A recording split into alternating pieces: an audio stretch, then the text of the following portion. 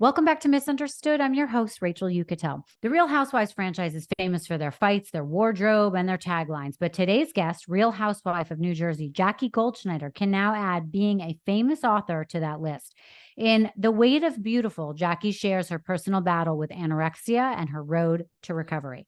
With season 14 of The Real Housewives of New Jersey officially wrapped, we got Jackie to give us a glimpse into next season and what we have to look forward to. We talk about what her very first day looked like on set way back when, and how the other girls really know how to have a great housewife fight and what they taught her, what being demoted really meant for her and her family, and what it meant to have Teresa Giudice supporting her at her book signing. And now apparently their relationship is much more friendly. Jackie was so brave to open up on the show about her eating disorder and her desire to get better. And she, helps us clarify a lot of misconceptions about eating disorders in general. With her book, she delves even deeper. And we talk about that. We talk about what that rock bottom moment was where she knew she needed help, why she chose to share it on the show, and how her relationship with her kids and Evan has changed through her recovery. I think Jackie's book is going to inspire people and show them if they're suffering, they are not alone.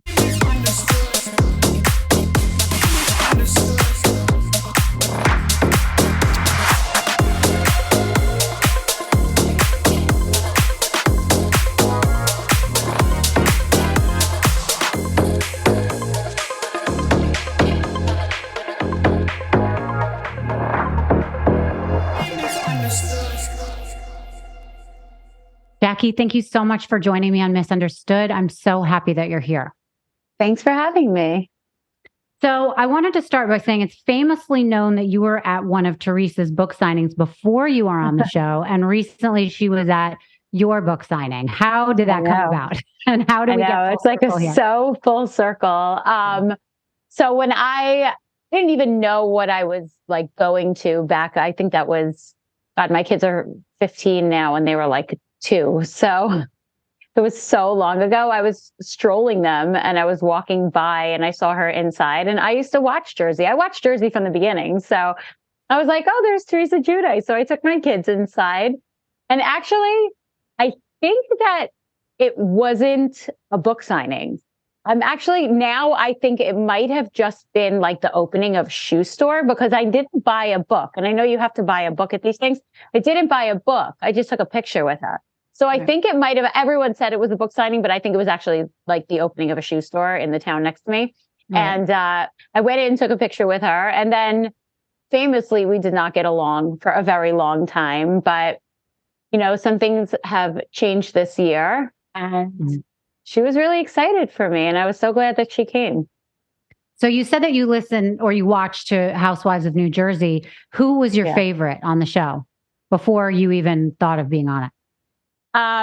Well, like back in the very beginning, I don't know, like I didn't really love anybody. I thought they were all just a bunch of characters. But now that I know people, I mean, I really loved Carolyn. I thought that she was great and very strong.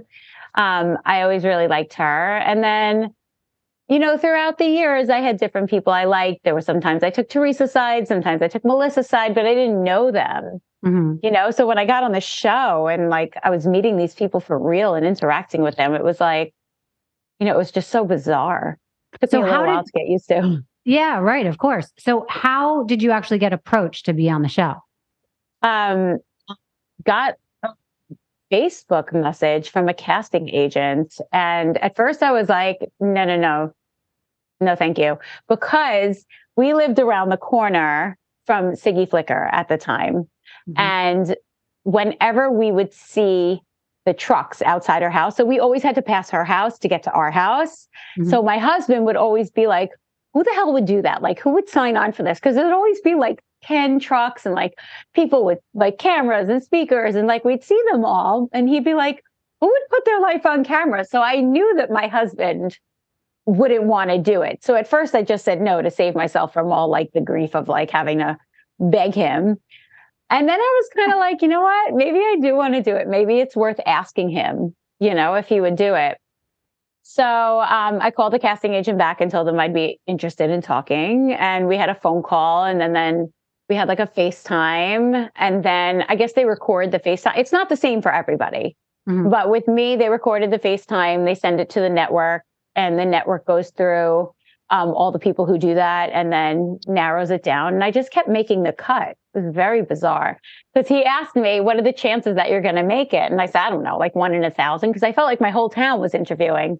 Mm-hmm. So he was like, all right, go for it. And then I just kept making the cut. It was very strange. What was that call like when they finally called you and said, you've got the part? It was crazy. At that point, I had been interviewing or like having these discussions for definitely a month and a half. So I wanted it so bad. So it was great. Yeah. I had no idea what I was stepping into, but I mean, I've loved it. Yeah. So tell me about that first time that you had to film. Like, what was that like? My first time filming was just in my house. So that was calm. It was great. It was like a little, like I had no idea what the editing process looked like. Mm-hmm. They never really did me dirty with editing. I have no problem with anything like that. But the first cast event I went to, that was something. I was like, it was just so many people and so many cameras and so many people that I've watched on screen for so long. It was the first time I was meeting all of these people. Right. Except for Margaret. I knew Margaret already. Mm-hmm. And it was just like, it was a really long night. And that scene didn't even make it to the show. And beforehand, do they tell you like what they want you to do or how the end game should go, or you just let it play out?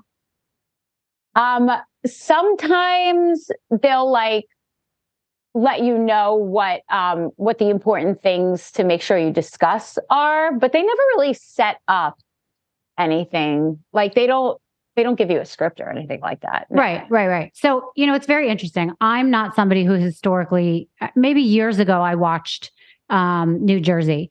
I haven't watched it in many years. And in preparing for this interview with you, I spent many hours in the last 24 hours watching clips of like all the highlights, but like a lot of stuff from when you were on it. Now, here's my initial reaction. How the hell did you do that? How did you stay in that? I cannot believe, and maybe I'm speaking out of turn here because maybe everyone knows this and I sound like an idiot. That seems so almost abusive. There's so much craziness going on. And are you talking about the season? No, I'm talking about the culmination of seasons and behaviors, maybe not even with you, but like just the behaviors. It actually gave me agita. I was like, how is this? You can't even have a conversation sometimes with people without them throwing utensils at someone to get them to listen, without screaming, without accusations about stuff. And I was just like, why would anyone subject themselves to that? And then, I was like, who are these people? Like, if a man behaved that way, they would probably get arrested, threatening people, saying, I'm going to beat your face in, throwing things at them. That never happened. Creating rumors. I was like sick for you, kind of. I thought you handled it really well. And then, not for anything, maybe she's amazing in person, but the way she comes off on the show, Jen, and the way she spoke to you and called you cheap for having pizza. And like, I was just like, I don't get it. How could someone even talk like that? And why is not everyone in an uproar? Like, who are these people? Like, I just thought it was insane. So my question for you is, how did you stay in this without being like, screw this? Okay. So first of all, it is not for everybody. It's if you want a drama-free life, this is not the job for you. I like a little excitement. I don't mind a little drama. But also it's like, when you have a baby and they say like people only have more than one kid because they forget how like crazy it is at the beginning because the reward is so good. And like, there are a lot of positives that can come from the show. So, I mean, it's a trade-off, there are times when it gets very dark and it's hard and I cry, but there are great things that come from the show and the platform and the friends I've made. So, I mean, it's a trade-off. There are times when it drives me crazy. As far as things like Jen calling me cheap, that's the kind of petty drama that we all like, because calling me cheap, saying my birthday party sucks, that's the kind of thing you can make up from, and move forward and you don't think about it. that's the kind of stuff I think that makes a good housewife show. When it gets too dark, that's when I don't like it. But well, right. Like accusing people of being in a scandal or in a, you know, anything like that with no facts. And even if there are facts involved, it just seems so like when the cameras go off, you go to sleep at night and you have to go home and deal with your marriage or your kids or your actual friends that you have to see, your job. And I would think that that's really difficult. That was very hard for me. That was really hard for me. And if you read my book, you know that was actually the catalyst for me reaching like a rock bottom. I couldn't handle it. But, you know, when you find a way to reconcile after those situations, you're able to move forward, you know, and then you can actually become friends with people that you were previously at war with, you know. Right. Support for today's episode comes from OneSkin. We all love the fall, changing leaves, getting cozy on the couch, watching movies. But it also brings the challenge of dry, dull skin. OneSkin has the must-have skincare that'll make you say goodbye to those cold weather blues and hello to healthy, hydrated, glowing skin. The secret is the revolutionary OS01 peptide. Their scientists have shown that it can actually reverse the biological age of skin. Let me repeat that to you. It reverses the biological age of your skin. So your skin doesn't just look healthier and more youthful, it's good for your overall wellness too. To combat that cold weather dryness that your skin gets right now and bring back the healthy, hydrated glow you thought was only for summer days, head over to oneskin.co and take a look at their amazing products that will be your skin savior during these colder months. For a limited time, our listeners can get 15% off OneSkin with our code UNDERSTOOD at oneskin.co. That's oneskin.co. Now, I've been using the products for about 3 weeks now. I'm using the OneSkin OS01 face topical supplement, and I'm using the eye cream. So I just have to tell you that I've tried medical grade topical treatments, several microneedling sessions, even with radio frequency, spa treatments, retinol, medicine, stuff like that, a host of other topical beauty products.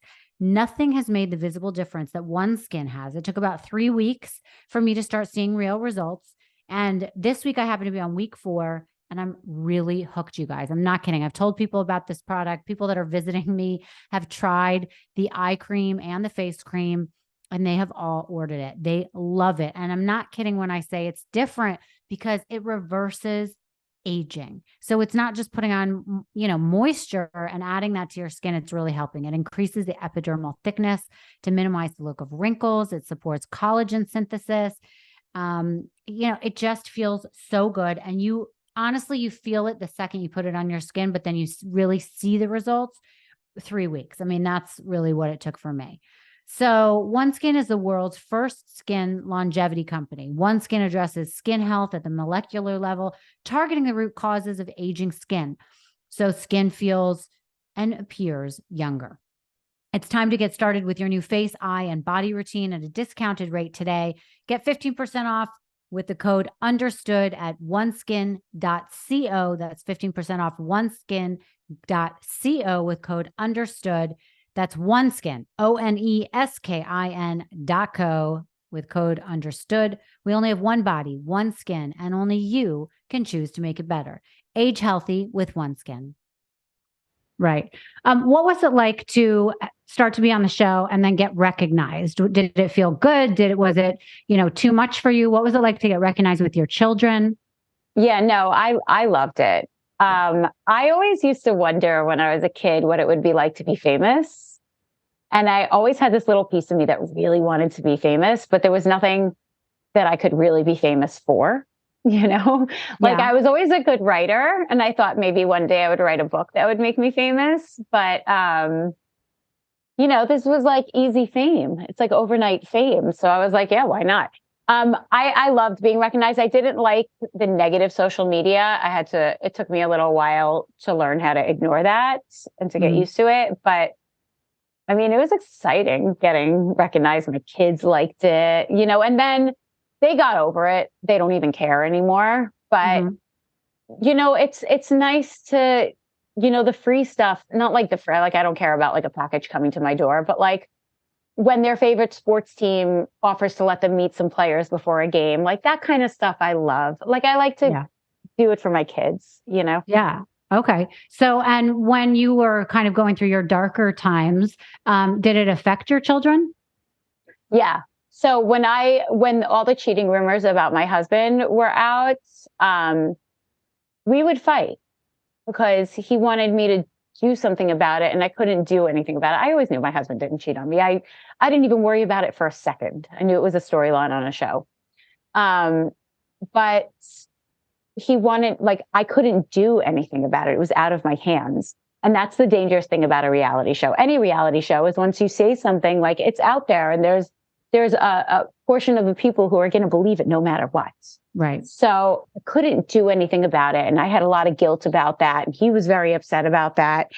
And we really don't fight. We have a really nice, cordial relationship. And we were fighting. And my kids saw it and they were very, very upset. And my daughter would cry and they were afraid we were going to get divorced. And that was never happening. But, you know, they were scared. They were upset. And he was upset and I was upset. It was not I can good. understand that. Yeah. I mean, we are all on the hunt for the perfect holiday gift this season. And I have the best gift that you can give yourself. You've got to check out Honey Love. Honey Love has literally revolutionized bras and shapewear. They support with no underwires, no bulky fabrics, and they're so soft you won't rush to take them off the moment you get home. Honey Love's best-selling crossover bra is so comfortable, yet a little sexy, and it's going to be your go-to for everything. Their shapewear uses targeted compression technology so you can breathe and not feel like you're stuffed in like a sausage. With Honey Love, you don't have to worry about that. You can feel comfortable and confident in whatever you're wearing, which will come in handy for all those holiday events you plan on attending. Plus, for this month only, Honey Love is giving 50% off site-wide. That's huge, you guys. 50% off. Use my code that I'm going to give you in a minute, but visit honeylove.com/understood to shop their November sale and let them know we sent you when the survey asks. You guys, let me explain something to you. So I got two things. I got the crossover bra. I got it in white. I live in Florida. I decided I could use it as like a sports bra. I don't really wear white. The second I got it, I was literally floored. Now I use it as my bra under t-shirts. I got a different color. I got that tannish color to wear under t-shirts. The white one I wear under all my tennis whites. And it looks like a sports bra, but it's super comfortable and it's actually quite beautiful. It has flattering mesh details. It has soft removable cups. You know, the light boning keeps you centered in it. I'm telling you, this is going to be your go-to bra. Like, I'm not joking. Then I got a shapewear piece, which I don't really wear shapewear. So this was the first time I tried it. I got this super power thong. It looks like, you know, a bodysuit, but it doesn't have the bra that goes with the top. So it's just working on your midsection. And it, you know, is like a thong that you could put on with pants or a skirt or shorts or whatever. Let me tell you something. It sucked me in and it changed the shape of my body. I was floored. I've never worn anything like this. And let me tell you, I'm going to start wearing it. It was fantastic. And it didn't feel constrictive like, you know, sometimes those types of things do. So treat yourself to the best bras and shapewear on the market and save up to 50% off site-wide at honeylove.com/understood this month only, you guys. I'm telling you, even think about who you might want to shop for Christmas, because I know it might be weird maybe to be giving, you know, shapewear or bras to your family members, but it's not. It's a great gift. I would be so happy to get this. Someone can send me one. That's 50% off site-wide at honeylove.com/understood. Inventory is limited and the sale ends soon, so don't miss their best deals of the year. After you purchase, they'll ask where you heard about them. Please support our show and tell them that we sent you. It's time to ditch the underwire for good. Thanks to Honey Love. I can't believe the holidays are right around the corner. I love this time of year. I love throwing a holiday get together. I always get a little stressed out, but with HelloFresh, I don't have to worry. HelloFresh delivers everything you need right to your front door to help you make an amazing holiday meal. No long lines at the market, no worrying about if you forgot that one ingredient. They take care of it all for you. Not only that, you don't have to worry about being a bad cook because you can't get it wrong with these guys. Not only that, but for all those holiday parties, HelloFresh Market has the perfect crowd-pleasing charcuterie boards. Oh my God, I love that. No one can resist a good cheese plate. And they have amazing desserts everyone will love. You guys, I'm telling you, this is the perfect solution for having people over. It doesn't even have to be during the holidays. It could be weekends, it could be date night, it could be whatever. And it can even be for your kids. The stuff they have tastes phenomenal. And the way they present it to you, so you're able to cook it and put it out, is so easy. It takes less than 30 minutes. And I'm telling you, you're going to love it. You have to try it. So I've worked with Green Chef in the past, which is now owned by HelloFresh, and it with a wider array of meal plans to choose from. That's the only difference. But there's something for everyone. I love switching between the brands, and now my listeners can enjoy both brands at a discount with me here at Misunderstood. So go to HelloFresh.com/understood-free and use the code understood-free for free breakfast for life. I'm not kidding you guys. This is true. One breakfast item per box while subscription is active. That's free breakfast for life at HelloFresh.com/understood-free, all one word, with code understood-free. Don't miss out on this incredible deal from HelloFresh, America's #1 meal kit. That would be terrible. Speaking of your husband, one of the things that is different about the Jersey Housewives is that the husbands play such a big part on the show. What did your husband think of his role, about the other guys? So the first season, he was like, involve me as little as humanly possible, because I think he was concerned. He had no idea what this was. He knew that Jersey was really like a volatile franchise. And he was afraid with his job in finance that it would make him look bad. But it didn't. So his second season, he really was able to relax a little. He was really involved for like 2 or 3 seasons. He was really, really involved. And he got very, very close with the guys. The guys all love each other. But he's been happy to step back a little since I've become a friend. That's been great for my whole family because, my kids are teenagers right now. Mm-hmm. They're young teens, 13 and 15. And they're going through changes. They like their privacy now. He is happy.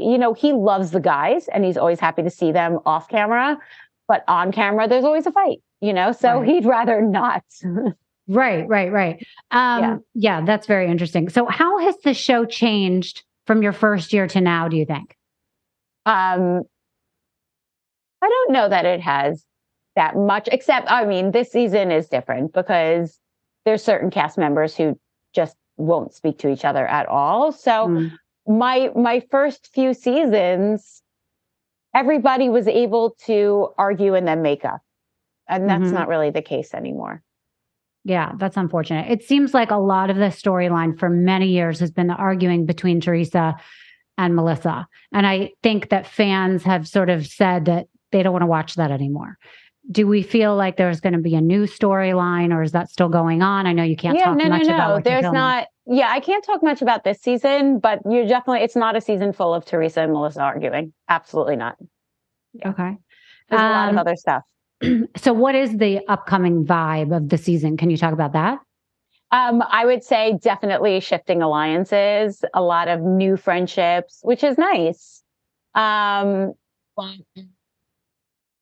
New drama. Okay. It's not Melissa Teresa anymore. Right. Okay. And talk to me about, you mentioned a few minutes ago about being a friend. How does that happen? Does a cast member get demoted? Is it something that you prefer to be a friend? Is it a pay difference? Explain it all. Yeah. So it's called getting demoted, but that's, that whoever chooses, that's whatever. It's called getting demoted. So the difference between a friend and full-time, there's a few key differences. A friend doesn't have a tagline, doesn't matter. They're not in the cast picture, but you do get a cast photo. You're just not in the main picture. Fine. Okay. And you don't have a personal storyline. So as a friend, you're involved in all the group events and you're involved in occasional one-on-one scenes to move story forward, but you don't have your own personal storyline. So they don't go into your home and you don't meet your family and all of that. Last season, so there's different reasons why someone might get demoted. So my reason last year I was not in a good place with like my eating disorder. I wasn't in a good place with my recovery. I was very shaky still. And I think we all recognized that the drama would not be good for me and that I wasn't ready. Um, so I was made a friend, and that was very hard for me because even though the decision was on everybody's part, it was hard to take a job that you've been so involved in for so many years and to watch everyone else still doing it without you, you know? And people on social media were so cruel. Like every time I posted something, people would be like, shut up, you're demoted, you know, which to me was like a big kick in the ass, you know? So I hated it. This year, I love it. I mean, I love it. It is less money, which is fine, but I'm still making good money.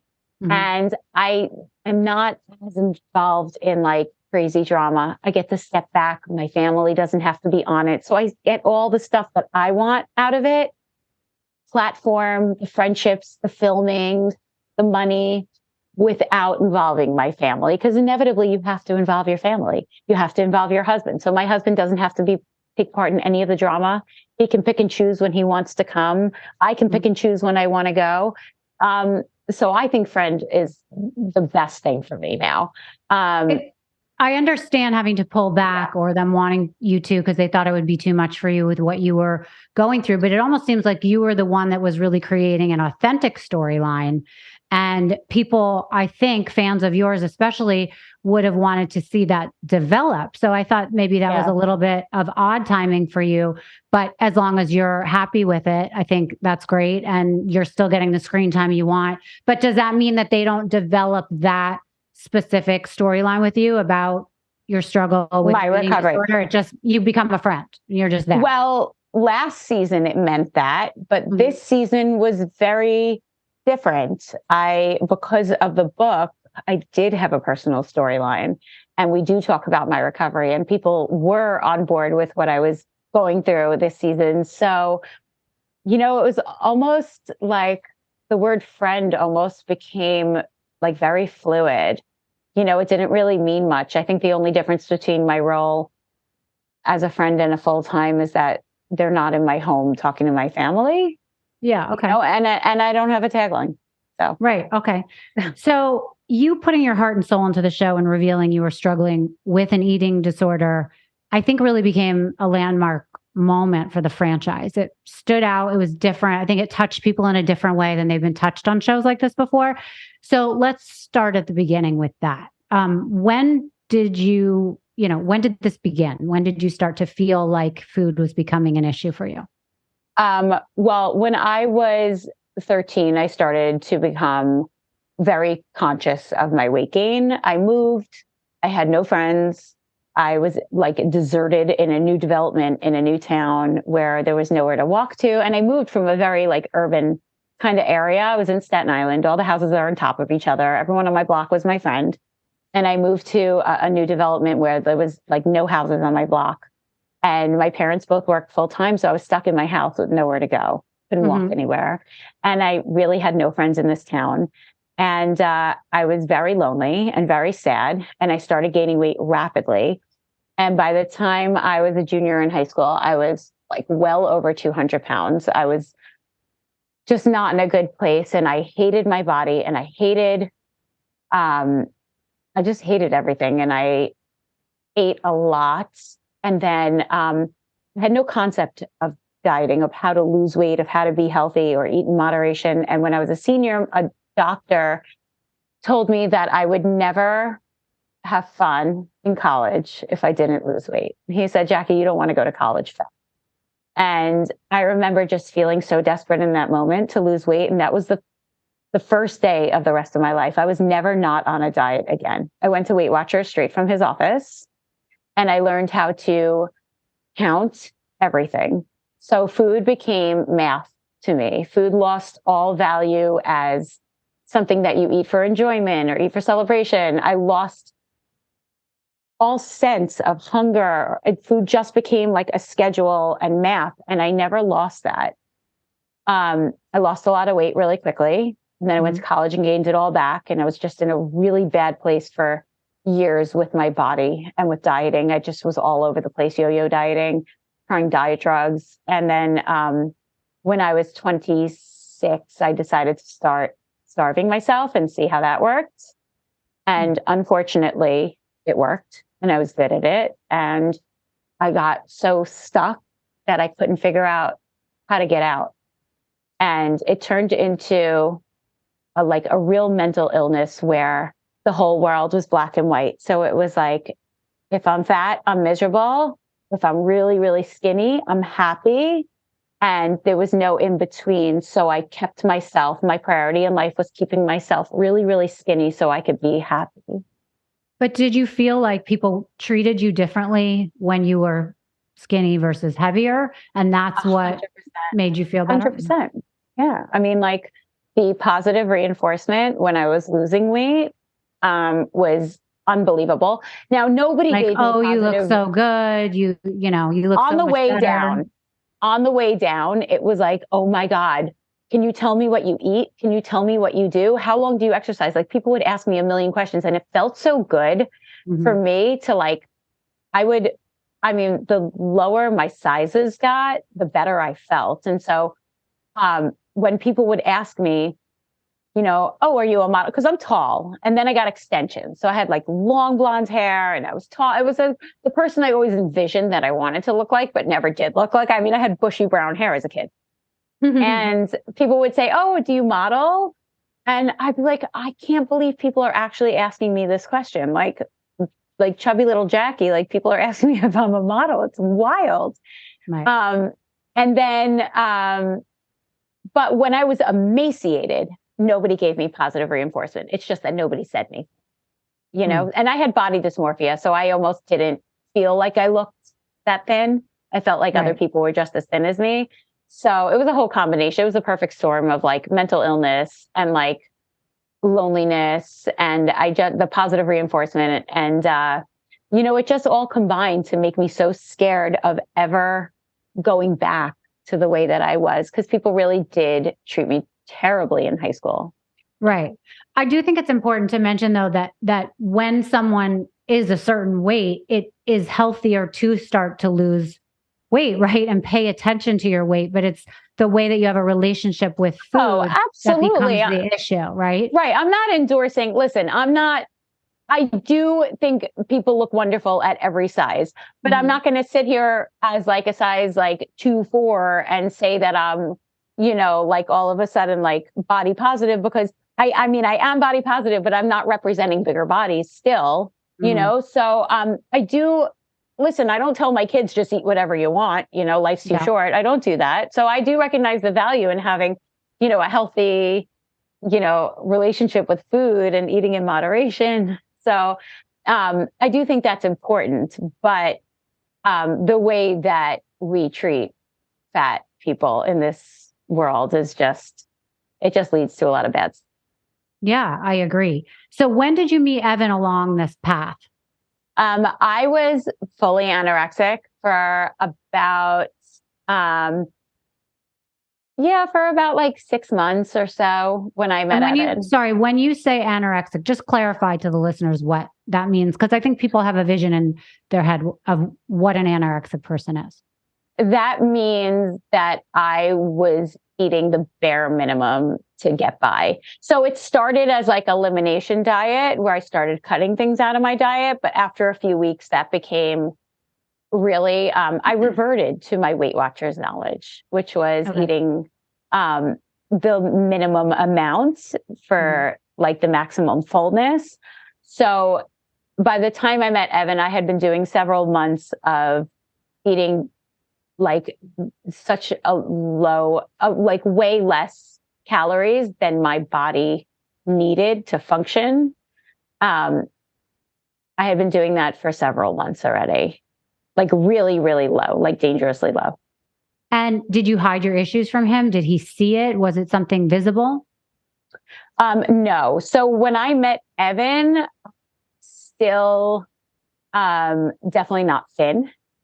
I was not obese, but I was probably like a size 6, size 8. You know, I wasn't like And that's thin. why I asked you that question, because when people hear anorexic, they think of the women they see that are like 80 pounds, so gaunt that it's hard to look at them. You don't have to look like that to be anorexic, correct? Yeah, that's a very big misconception. Anorexia comes in a lot of different body sizes. It's more about like what you're eating.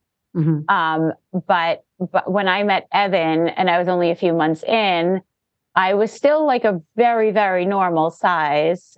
So I looked healthy. So at first he had no idea.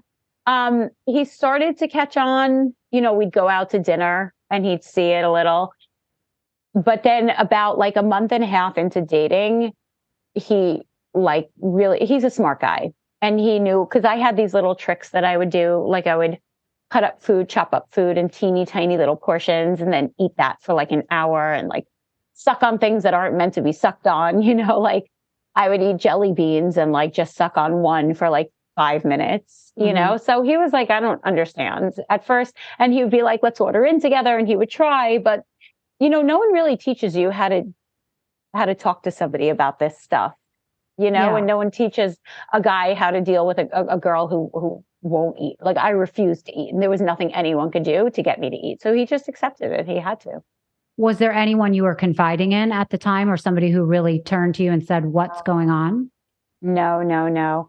I mean, my mother would say things to me like, you're emaciated. Your arms look like you just came out of a concentration camp. Because when I got really, really thin, like around the time when I was getting married was just so bad. She would cry. But other than that, people didn't say anything. I remember once I ran into a girl who I went to college with, and we ran into each other on the street in New York. And I was like, Robin. And she stopped and she looked at me and her face was like, oh, what did you do to yourself? I remember. And I was so embarrassed. And like, we were just like, hi. And then we walked off. We didn't really even like talk to each other because there was nothing to say. Like we didn't know what to say to each other. And I remember thinking like, is that what people think when they look at me, like that I'm dying? And then it just went away. And I was like, no, people are probably just jealous. You know, you convince yourself of things. Yeah. Wow. How does it feel? Explain to someone who is not familiar with an eating disorder. What does it feel like? Is it constantly on your mind? Is it you wake up and you're thinking how you can not eat that day or what you can? I mean, is it something that is literally in everything that you do? Or do you just forget about food? No, you don't forget about food ever. If anything, food becomes more important. So it's like you have to avoid every temptation. You have to figure out ways to not eat. It's a full-time job. For me, anorexia was a full-time job, and it was part of my life that was always there, and I lived my life around it. So I did have like real, true joy, and I did have fun, and I did have great experiences, but there was always anorexia was always a part of every single thing that I did. I just compartmentalized. So it was like, I knew it was going to be a part of everything. It was a part of my pregnancy. It was a part of my wedding. It was part of every single day. But regular days at home when I didn't have to go to something, I had gotten used to a system of doing it. You know, like I knew what I was going to eat for breakfast. I knew what I was going to eat for lunch. And I ate the same exact things every single solitary day. I knew what I could have as safe snacks. And I knew a maximum amount of calories a day. And after that maximum amount was reached, I was not eating a single thing, nothing else. And is the goal, I mean, is the enemy the scale or is the friend the scale? Like, how does that work? I don't know. I mean, I know after I weigh myself, if I weighed myself and it fluctuated by even a half a pound up, I was very upset. I gave myself about a half a pound to fluctuate. And I used to keep very detailed diaries of my weight. And so your happiness was based on the report that scale gave you every day. It's not really my happiness, but like my peace of mind. Right. You know, like even if I gained a half a pound, like I knew what I had to do. So I would just have to work harder, you know, to get it back off. So when you came into being on the show, I mean, everybody has like skeletons that they're like worried about will come out, or they just throw them all out there so no one can out them on things. Was your relationship with food and your anorexia something that you had identified, put a label on, and said, oh gosh, this is something I'm going to need to hide? No, I didn't, like, in the back of my mind, I knew that there was something seriously wrong with the way that I was eating. But it Mm-hmm. had been a really long time. By the time I got on the show, I had been doing it for 15 years. So I was like, well, Mm-hmm. this is just me. Right. This is just the way I am. And there's a lot of people who are thinner than I am. After I had kids, my body didn't get back down to that emaciated look, even though I was eating like basically not like the very, very minimum. And a lot of foods that I ate were not real. They were like fake, like, I don't know, made of like 1,800 fake ingredients and full of fiber. So they had very low calories. So I knew there was something wrong with the way I ate, but I convinced myself that every woman on these shows is very concerned about the way their body looks. And probably everyone is doing something a little like weird with their food intake. Mm-hmm. And once I convinced myself of that, I was like, okay, well, it's not just me. Right. But I was also very scared of ever talking to anybody about any of it because I didn't want anyone to make me stop. Yeah. I had a very irrational fear about somebody like doing like an intervention or what. So I didn't want to talk to anybody about it. I just wanted to leave it as my thing. And once I found out that cameras they don't get left at your house or anything. You film like a few hours and then you go home. Yeah. I was like, okay, that's easy. Like I can do what I need to do on camera. I knew how to eat. I had a limited amount that I could eat every week. And I saved it for when people were watching. So when I was on camera, I could do that. And then I could just starve when I come home. Yeah. So talk about that a little bit, because there are so many scenes where people are eating, where you guys are out to lunch or dinner or whatever it is. I know I've heard you talk about this before, but explain to people what that was like, how you would hide different foods or call ahead. I find that so interesting and just so sad at the same time. Yeah. Well, my priority in life was staying thin. So I would call restaurants to make sure that they would do certain things for me, like steam stuff, what kind of fish they had. And then I would look up the calories in the fish and make sure of how much of it I could eat. And then everything had a system. I would sit down at a meal and I would look at the plate and I would divide it up in my head into portion sizes and how many ounces of it I could eat for. I was like a walking calorie guide. So I knew the different kinds of fish. I knew the genres of fish, what a whitefish generally has. It would, take the skin off. I would eat a little bit of the side. I knew how to order in a way that let me get by. And, sometimes I would say I had a stomach ache. There was always a system, and I had an amount that I was allowed at each meal. And, I learned that on the shows, it's not so much about what you're eating at these meals. It's more about the conversation. And there's plenty of time where lots of women without eating disorders go in and take a few bites and they're done, Sure. So I learned how to fake it. Right. Okay. Oh my goodness. So what was the first time you hit like rock bottom that you knew you had to go see someone and you were actually diagnosed with this? I was never, until recent years, I wasn't diagnosed with it. I didn't give anyone the opportunity to do that because I didn't really want to know that. Even though I knew in the back of my head, I had some rock bottoms over the years. Like there was a time in Mexico. I went with Evan to Mexico. We'd been married only a few months, and they wouldn't change anything for me because it was all inclusive. So they said they won't change the style of anything on the menu. So I couldn't get anything steamed. The best I could do was leave dressing off of salad. So I brought with me a lot of tuna fish in small cans in my suitcase, and I ate those the entire vacation, breakfast, lunch, and dinner. And I didn't eat in the restaurants. I ate them in the bathrooms during our meals. I was excuse myself. And that was that I look at as one of my rock bottoms. But it wasn't until I was 45 in May of 2021 where I hit a rock bottom after that whole drama on the show. And I had taken all my stress out on food. And I was really eating very, very little. But when you're older, your body doesn't bounce back the same way. And I had a leg injury, and one of the things that I used to do was I had to do a certain amount of cardio in order to feel entitled to eat. So I didn't have a choice. So I was running through a leg injury, and like my body was just falling apart, and I didn't have the energy, and I didn't have enough food in me, and I just kind of collapsed. And I said to myself, well, like really the first time, like what would happen if I stopped? And I think about that moment, I was on my floor, and I was like, you know what? I don't think it would be so bad if I stopped. Like, I'm older. I've been married for a long time. Like, what's going to happen if I stop? Like, the problem was that there were no public figures who were honest about how bad they had an eating disorder and honest about having recovered.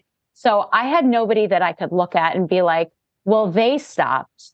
They were really bad and they stopped and they still look fine. They look happy and they're not like 400 pounds and miserable. I didn't know what recovery looked like. So once I got far enough along that I was sure that I was on a good path to recovery, I said, you know what? I really want to write a book because people don't know what recovery looks like. People don't know what eating disorders look like. People don't know any of this. And I also felt like as much as I love the show and as limited, they're very limited with how much time they have to tell a story. So my eating disorder story looked like it had a beginning where I was sick, a middle where I got help, and an end where I ate ice cream. And that I felt was doing a big disservice to people because that's not the way that it goes, Right. I mean, that's so powerful what you're saying, because you're right. I can't think of anyone who's kind of come out publicly and said that they were struggling with this for so many years. They came out and how they got better and how they kind of got over that hump. I mean, the fear must be, crippling about how your body will react. And then also if people will still love you, if your husband will still find you attractive, all these things. And if you'll be able to stop once you let yourself go and have these things that you've, prevented yourself from having all these years. So I'm curious how you first finally came out to your husband that you had been suffering from this and what his reaction was. The first thing I did actually when I had that moment on the floor was I said, let me tell someone before I change my mind. So I came upstairs and Evan was working from home that day because we were still, really into COVID. And I said to him, I want to tell you something. I said, I'm really I'm sick and I want to get better. And I told him I wanted to, and he knew exactly what I was talking about. We didn't really go into detail. I told him I wanted to do it on the show because I knew that if people were holding me accountable, I wouldn't fail. And he was so happy. I didn't know how he'd react to it because, he's pretty private, which is bizarre for somebody on a show, but the show wasn't his choice.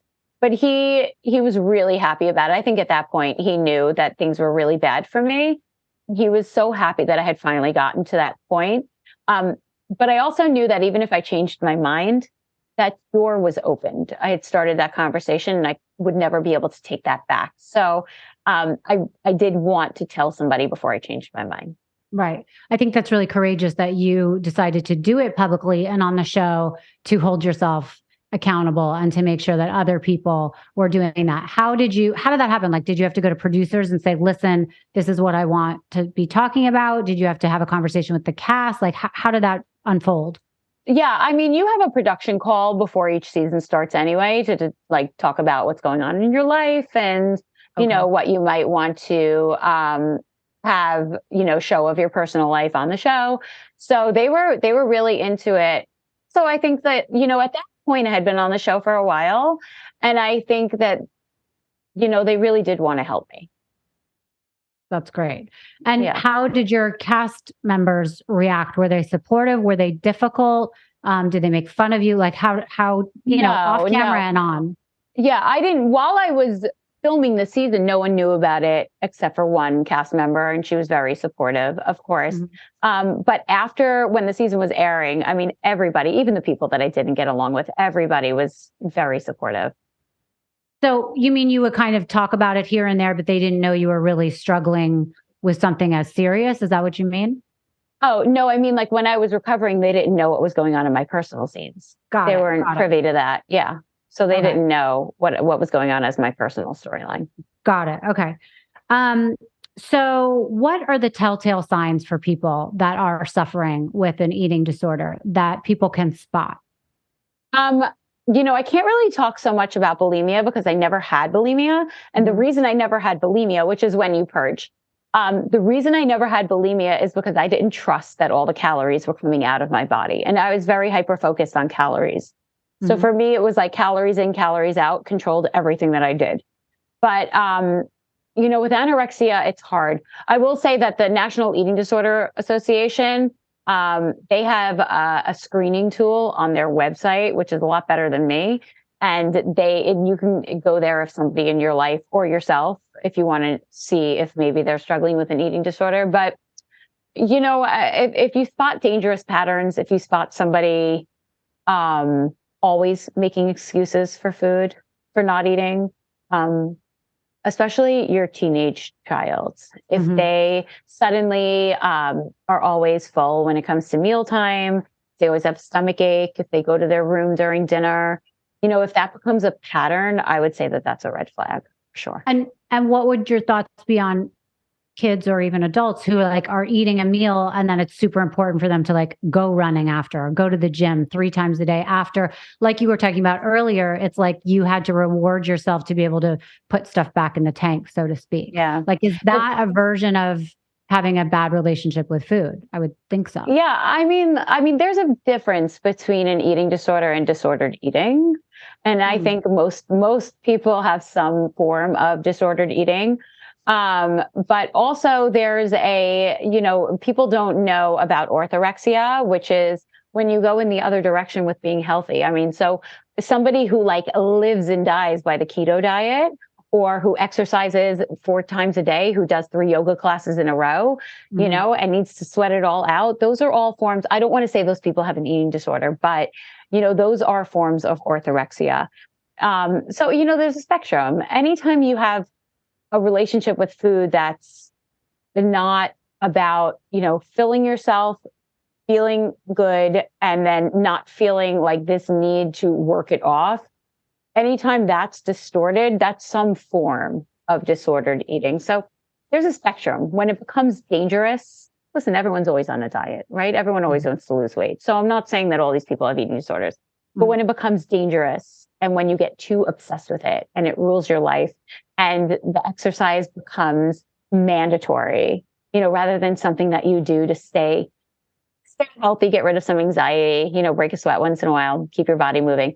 When it becomes more than that, and the people around you know. Yeah. And when it's affecting your time with your family or your friends, I mean, it seems like, there are people who prevent themselves from doing things with others because they're so set on working out or ignoring food situations or whatever. So I think that would be a red flag.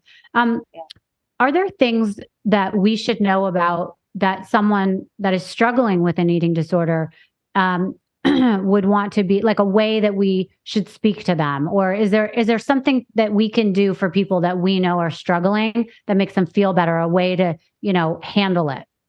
So it's not accusatory or you need to get help. I can imagine that's not the best way that someone would want to hear that information.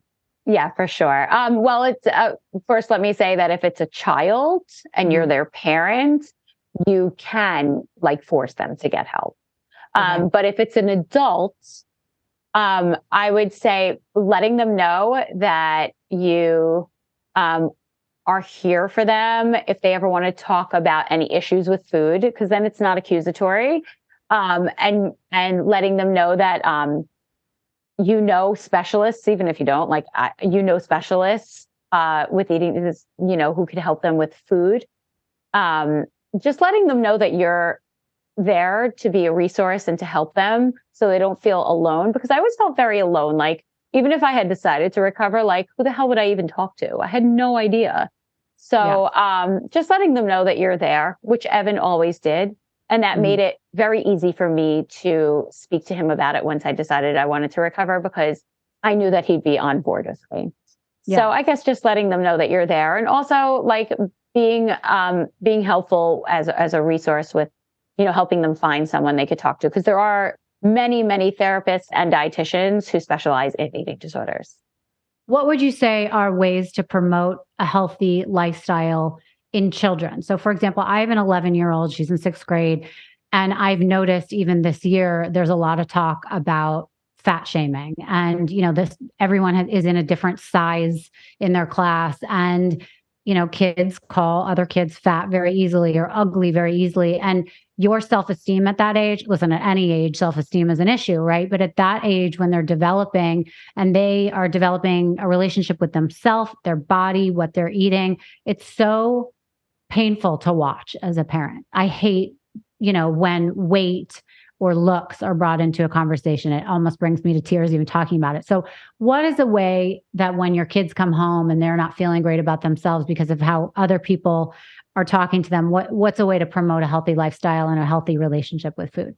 Yeah, I mean, it's hard. That'll always be hard. I have a 13-year-old daughter, and I always remind her that she's beautiful. I also tell her, and I'm not the best at talking to people about food because now I'm so concerned with the messages that I give off. So I'm very nervous sometimes about calling certain foods healthy and what that might do to their mindset. So I do always encourage physical activity. I think that's a no-brainer because that's good for you no matter what. This gets your endorphins going, and physical exercise, especially as a kid, will help keep you in shape. But I also encourage her to have everything in moderation. Enjoy food, have dessert, but everything in moderation, and make sure you're getting protein and vegetables, and then don't stuff yourself and you'll be fine. Right. Don't overthink it. Don't go overboard with anything, and you'll be fine.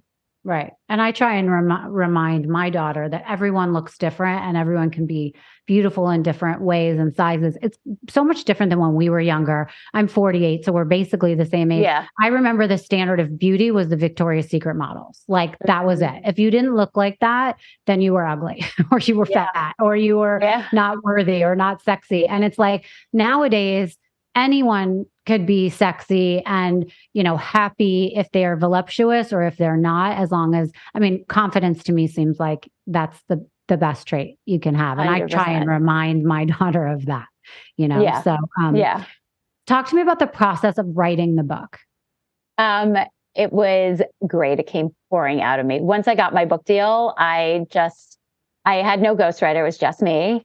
Mm-hmm. That is so hard, by the way. No, I loved it. Well, I was always writing, and I was a journalist for many years before this, but never wrote a book. But I would just do stream of consciousness every day for 2 hours. I would just write until I got to a certain number of words. And then once I had all of my thoughts out, I would go over it 10 times and really mold it into a beautiful chapter. And it really didn't take me that long. I wrote it in a few months.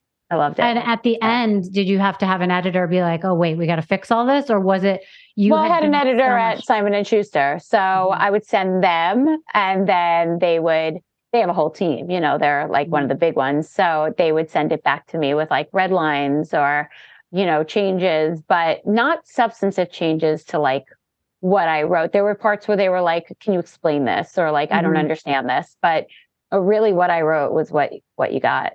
That's so impressive.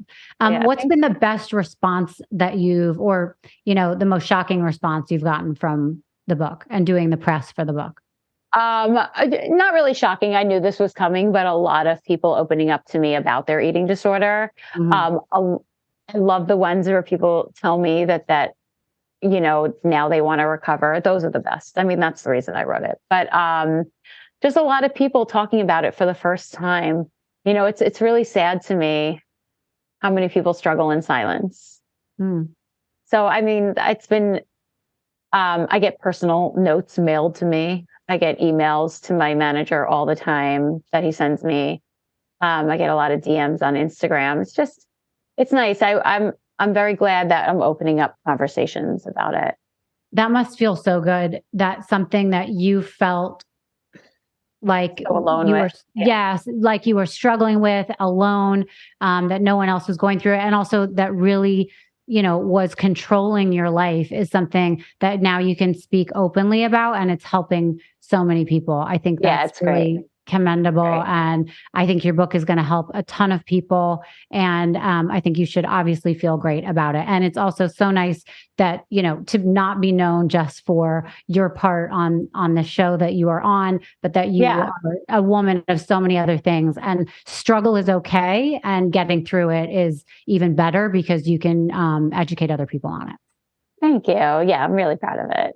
Yeah. So you should be proud. But thank you for coming. I thank you for, shedding light on this entire topic. And I guess my last question for you would be, what are you talked about it a little bit, but if you had to be succinct about one thing, what is the biggest misconception about anorexia in particular?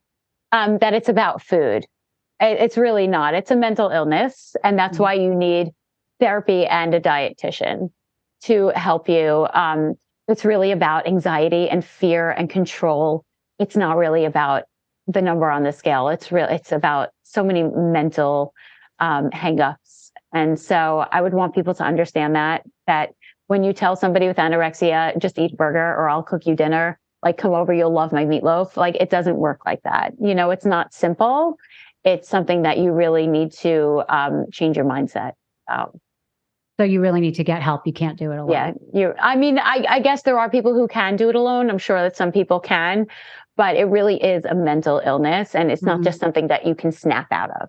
Right. Okay. Yeah. Where can people find you if they want to get your book, if they want to follow you on Instagram, and if they want to actually contact you because they have a story they want to share with you? Yeah, my book is everywhere books are sold, Barnes & Noble, Amazon, independent booksellers. I'm on Instagram at Jackie Goldschneider. The book is called The Weight of Beautiful. So that's all you need to know. And I'm at Jackie Goldschneider on Instagram, and DM me. I love messages. Good. So you read your messages? I do. Okay, perfect. Thank you, Jackie, so much. I really wish you the best. Thank you, Rachel.